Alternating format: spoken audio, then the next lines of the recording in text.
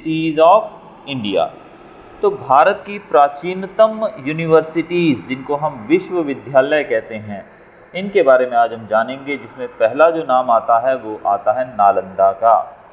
तो नालंदा विद्यापीठ जो है वो एक प्राचीनतम यूनिवर्सिटीज़ में से एक है और जो कि बहुत ही प्रसिद्ध थी पूरे विश्व भर में। We are not just talking about India, they were also famous all over the world. So ancient Nalanda University was situated at Badgaon village of Patna district in Bihar. तो ये कहाँ पर है, ये आपको यहाँ से याद करना है कि पटना डिस्ट्रिक्ट बिहार के अंदर है। और नालंदा जो थी ये यूनिवर्सिटी बुद्धिस्ट और जैन ट्रेडिशंस को ज़्यादा तवज्जो देती थी, यानी कि यहाँ पर जैन और बुद्धिस्ट धर्म की ज़्यादा पढ़ाई करवाई जाती थी। This ancient university also became pilgrimage of Jains as Mahavir Swami has performed 14 Chaturmas here. तो ये यूनिवर्सिटी जैन्स के लिए एक पिलग्रिमेज प्लेस यानी कि एक तीर्थ स्थल के रूप में भी मानी जाती है, क्योंकि जैन धर्म के जो गुरु हैं जिनको हम महावीर स्वामी के नाम से जानते हैं, उन्होंने लगभग 14 चतुर्मास यहाँ पर परफॉर्म किए थे। In the 5th century Kumaragupta had built a monastery here. 5वीं सदी के अंदर कुमारगुप्त जो थे उन्होंने एक मोनेस्ट्री यहाँ पर बनाई। मोनेस्ट्री का मतलब होता है एक मठ या फिर एक आश्रम कह सकते हो, जहाँ पर साधु महात्मा आकर रह सकते हैं। Since then fame of Nalanda had increased. There are thousands of priceless treasures of manuscript. तभी से नालंदा का जो वैल्यू था वो और पूरी दुनिया में बढ़ गया था, और यहाँ पर हज़ारों की संख्या में मैन्यूस्क्रिप्ट्स यानी कि हाथ से लिखी गई जो स्क्रिप्ट वगैरह होती हैं वो काफ़ी सारी यहाँ पर हैं, जो कि हमारे लिए एक ट्रेजर है, यानी खजाने से कम नहीं है। This was a pious place of Indian culture. Students from various parts of the world used to come here for study. The great traveller Hiuen Tsang also came here. Today only the ruins of the great university, but amidst the ruins one can visualize the glorious culture of India. तो ये जगह जो थी एक पवित्र जगह मानी जाती, भारतीय कल्चर के हिसाब से भी।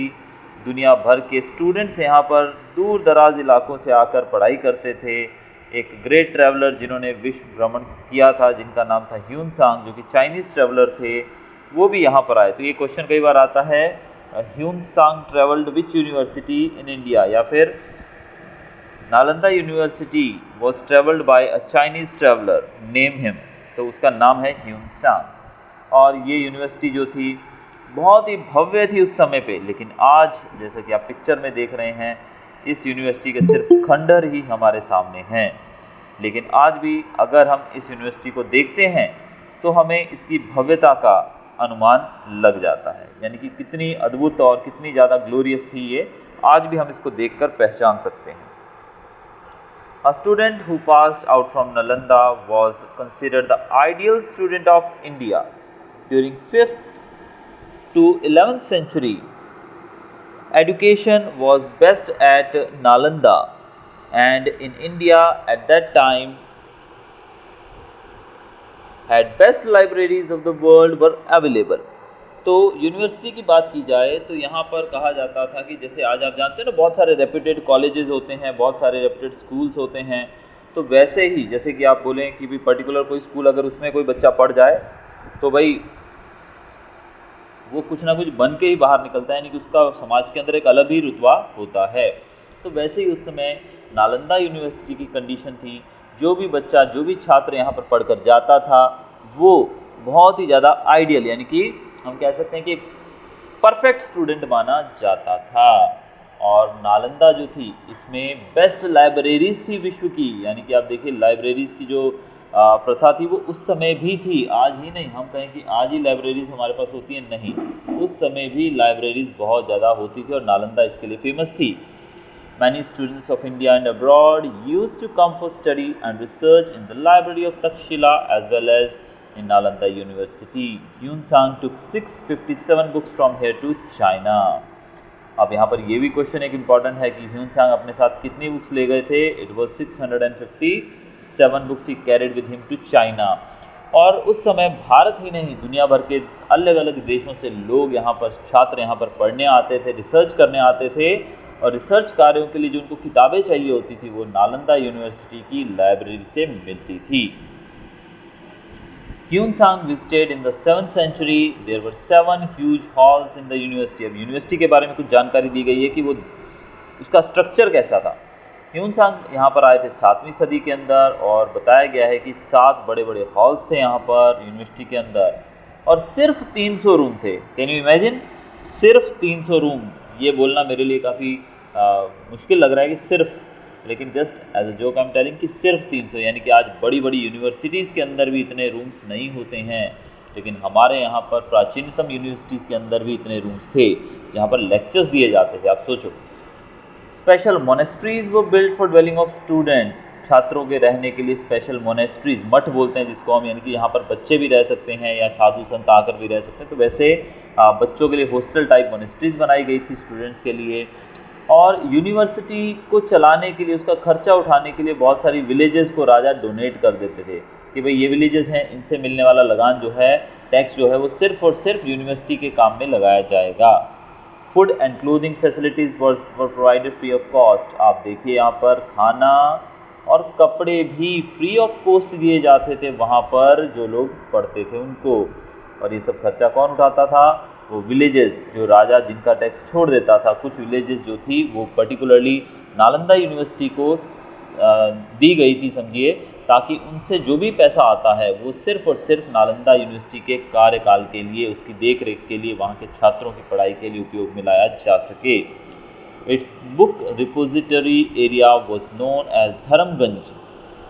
अब बुक रिपोजिटरी, इसका मतलब होता है लाइब्रेरी। तो जहाँ पर बुक्स रहती हैं वो लाइब्रेरी जो थी, उस एरिया को नाम दिया गया था उस समय धर्मगंज। और 5वीं से लेकर 11वीं सदी तक नालंदा जो थी वो पूरी दुनिया में एक बहुत ही ज़्यादा रेप्यूटेड यूनिवर्सिटी के रूप में जानी जाती थी। Next we are going to study about Takshashila university. तो हमने नालंदा की भव्यता के बारे में देखा कि कितनी ज़्यादा विश्व में, पूरी दुनिया में वो पॉपुलर थी यूनिवर्सिटी। अब तक्षशिला यूनिवर्सिटी जो है वो अभी के समय में रावलपिंडी पाकिस्तान के अंदर है। अब आपसे एक क्वेश्चन पूछता हूँ मैं इसी के अंदर, और मुझे अगर आप चेकआउट करेंगे वीडियोस वगैरह तो उसमें कमेंट बॉक्स में कमेंट कीजिएगा।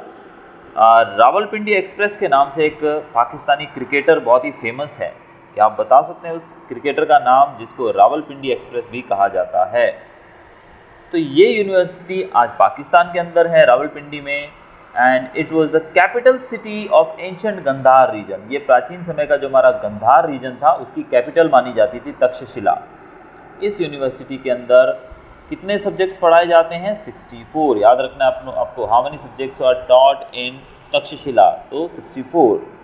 ज़्यादातर स्टूडेंट्स जो थे वो वहीं रहते थे आश्रम के अंदर और गुरु के साथ प्रैक्टिस करते थे। जैसे पुराने समय में आप जानते हैं कैसे होता था कि स्कूल इस प्रकार के नहीं होते थे कि आप सुबह स्कूल में आए और दोपहर को घर चले गए। पुराने समय में जो छात्र होते थे वो गुरु के साथ ही रहते थे। बहुत सारी कहानियाँ आपने हिंदी में भी देखी होंगी ऐसी।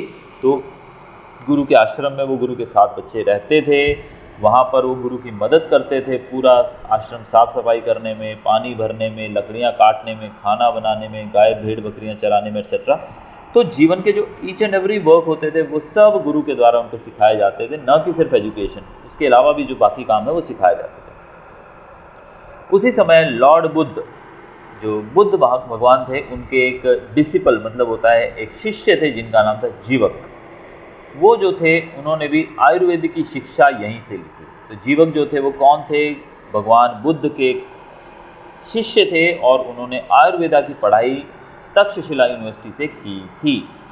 According to believe this university was named after the name of Taksha, the son of Bharat.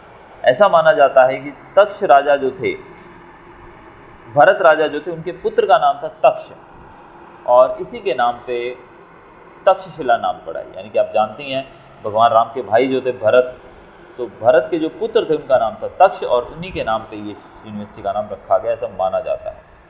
ये यूनिवर्सिटी 7वीं सदी में बहुत ही ज़्यादा पॉपुलर थी। यहाँ पे छात्र जो थे उनको फ्री स्टडी दी जाती थी, अपनी मर्जी से वो जो भी सब्जेक्ट चुनना चाहते हैं उसकी एजुकेशन वहाँ दी जाएगी। और हर एक टीचर जो था वो सिर्फ 20 स्टूडेंट्स को पढ़ाता था। देखिए ये बड़ी विडंबना की बात है कि उस समय पे सिर्फ एक टीचर जो था वो 20 स्टूडेंट को पढ़ाता था। और आज आप देखते हो कि बहुत सारे स्कूलों के अंदर मिनिमम स्ट्रेंथ जो है 70 बच्चों की रहती है। 60 तो कहीं नहीं गए, 60 प्लस तो होते ही हैं। तो एक टीचर बेचारा वो 60 70 बच्चों पे ध्यान रखता है, तो पॉसिबल नहीं हो पाता, इट्स वेरी डिफिकल्ट। और आप भी दूसरे स्कूलों में पढ़ के आए तो आपको भी पता ही होगा कि कई बार तो ऐसा होता है पूरा साल गुजर जाता है, बच्चे का नाम भी नहीं पता लगता है टीचर को। तो 20 बच्चों को पढ़ाते थे सिर्फ एक ही टीचर। एक टीचर मतलब 20 बच्चों के ऊपर एक टीचर रखा गया था। और स्टूडेंट्स जो थे वो दूर दराज जगहों से भी आते थे, जैसे कि वाराणसी हो गया, राजगृह, मिथिला, उज्जैन, इन जैसी जगहों से भी छात्र यहाँ पर आते थे। और यूनिवर्सिटी जो थी वो हमेशा ही ओवर क्राउडेड यानी कि भरी रहती थी। यहाँ पर वाराणसी के प्रिंसेस यानी कि राजकुमार जो थे वाराणसी के, जिनका नाम था प्रसन्नजीत, द किंग ऑफ कौशल, ये सब लोग यहीं पर पढ़ाई कर चुके हैं। इसके साथ साथ एक ग्रामेरियन के बारे में हमने पढ़ा था, जो ग्रामर के ऊपर इन्होंने किताब लिखी थी, ग्रेट ग्रामेरियन पाणिनि जो थे, जिन्होंने अष्टाध्यायी नामक एक किताब लिखी थी। आपको याद होगा शायद पिछले चैप्टर में हमने पढ़ा था, इसी चैप्टर में ग्रेट ग्रामेरियन पाणिनि इनका नाम था। और इन्होंने एक किताब लिखी थी शायद अष्टाध्यायी, ये याद रखना है आपको। ये भी यहीं पढ़ चुके हैं। फिर कौटिल्य का नाम आप जानते हैं, जिन्होंने किताब लिखी थी अर्थशास्त्र, वो भी यहीं इसी यूनिवर्सिटी में पढ़ चुके हैं। तो बहुत ही फेमस यूनिवर्सिटी थी ये। Taxila was the best centre for higher education. Taxila higher education के लिए बहुत बेस्ट यूनिवर्सिटी मानी जाती थी।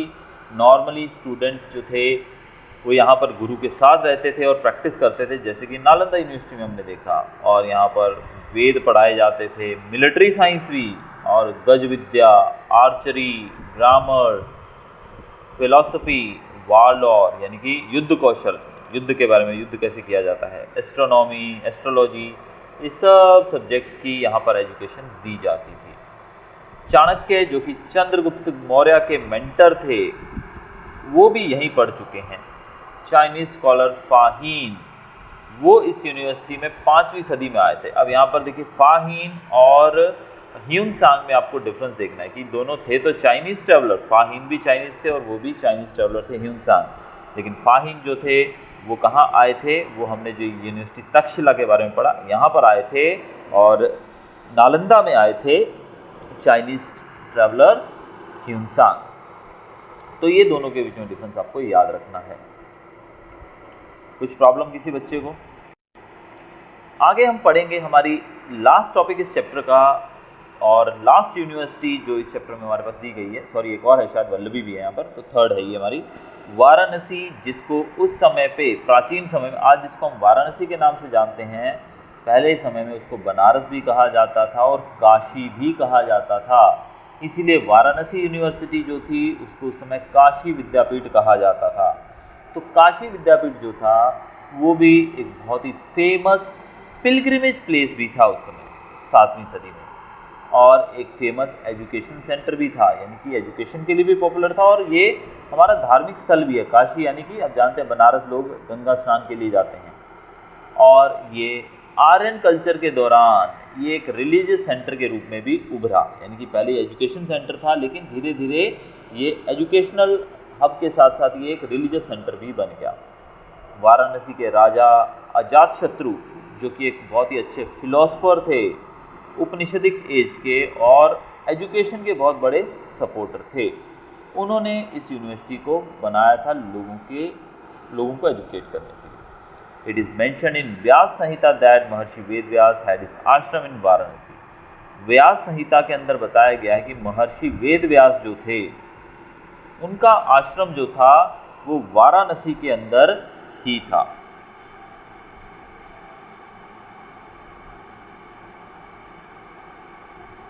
अब आप बोलेंगे ये वेद व्यास कौन थे? तो वेद व्यास जो थे उन्होंने महाभारत लिखी थी, तो महाभारत के लेखक जो थे वो वेद व्यास थे। तो सोचिए वो कितने इम्पोर्टेंट कैरेक्टर हैं हमारे लिए कि उन्होंने महाभारत जैसे महान ग्रंथ को लिखा है।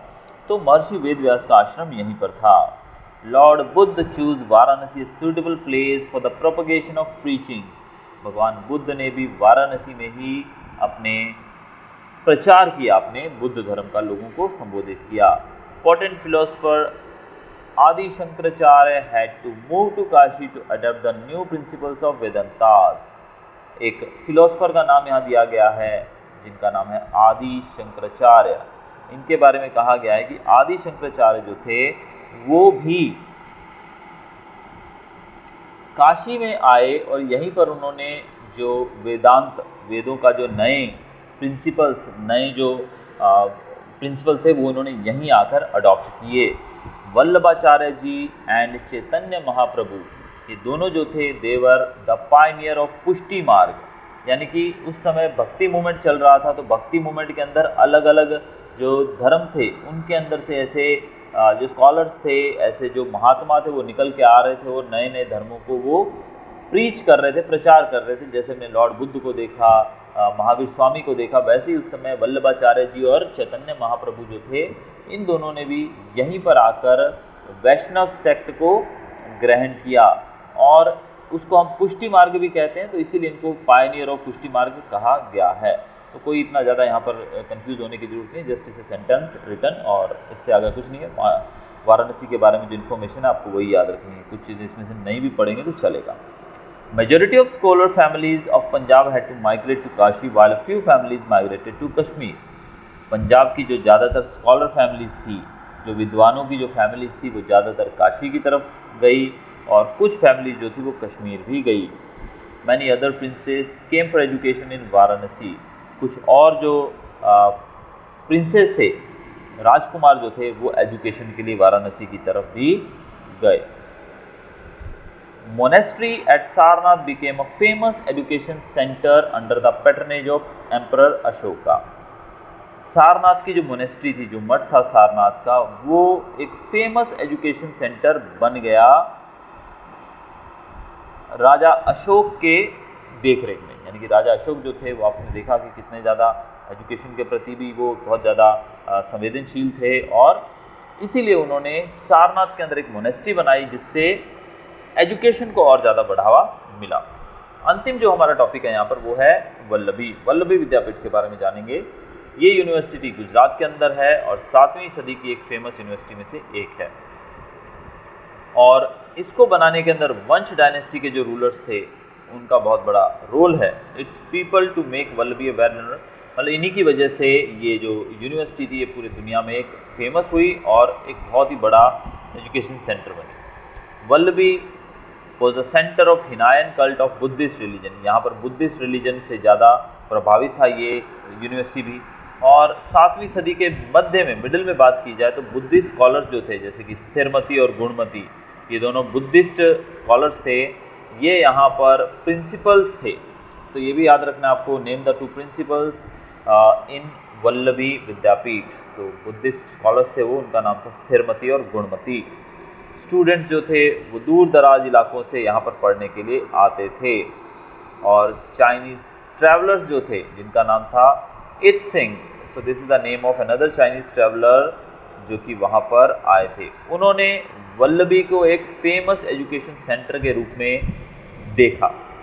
वल्लभी जो थी वो एक इंटरनेशनल पोर्ट भी थी और कैपिटल सिटी भी थी। इसके रूलर्स जो थे वल्लभी के वो थे मैत्रक डायनेस्टी के rulers and he patronised education and university as well. Maitraka dynasty के जो रूलर्स थे उन्होंने एजुकेशन को बढ़ावा दिया और यूनिवर्सिटी की देखरेख के लिए पैसा भी बहुत खर्च किया। It is also notable that royal people of Maitraka dynasty were not Buddhist. अब यहाँ पर एक चीज़ हमने यहाँ पढ़ी थी कि ये यूनिवर्सिटी जो थी यहाँ बुद्धिस्ट रिलीजन को ज़्यादा तवज्जो दी जाती थी, लेकिन यहाँ पर दूसरी तरफ हमने ये भी देखा कि मैत्रक डायनेस्टी के जो राजा थे वो बुद्धिस्ट नहीं थे, लेकिन फिर भी वहाँ पर बुद्धिज़्म की पढ़ाई ज़्यादा करवाई जाती थी। However they were helping the institution. In 775 AD Arabians attacked. 775 AD के अंदर अरब लोगों ने अटैक किया वल्लभी के ऊपर। मैत्रक राजा जो थे वो हार गए और उसके बाद इस यूनिवर्सिटी को बंद करना पड़ा और कुछ फेमस स्कॉलर्स जो थे जिन्होंने यहाँ पर पढ़ाई की थी उनके नाम गेट के ऊपर लिखे हुए थे। जो भी महान एजुकेशन यहाँ से ग्रहण करके स्कॉलर्स गए थे उन सब के नाम गेट के ऊपर लिखे गए थे। Scholars by showing their erudition were getting higher rights in Rajya Sabha. Scholars, यहाँ पर जो पढ़े हुए जो विद्वान थे, जो लोग वल्लभी विद्यापीठ से एजुकेशन लेकर बाहर निकले थे, वो अपनी बुद्धि का इस्तेमाल करके, लोगों के सामने अपनी स्किल का इस्तेमाल करके राज्यसभा यानी कि जो दरबार होता है राजा का, उसके अंदर उनको ऊंचे ऊंचे पद दिए जाते थे, ऊंचे ऊंचे पोस्ट पे उनको नौकरियां मिल जाती थी। Knowledge, worship and particular system of education made the university famous not only in India but also in the world. यहाँ से मिलने वाला जो ज्ञान था, जो धार्मिक रीति रिवाज यहाँ सिखाए जाते थे, और सिस्टम जो था यहाँ पर एजुकेशन का, जिस प्रकार से पढ़ाई करवाई जाती थी, इन सब के कारण ये यूनिवर्सिटी जो थी ये पूरे विश्व में फेमस थी। स्टूडेंट्स जो थे वो इंडिया से ही नहीं, विदेशों से भी यहाँ एजुकेशन लेने आते थे। It was an international university in real sense. तो अगर हम सही मायने में देखें तो ये एक इंटरनेशनल यूनिवर्सिटी थी।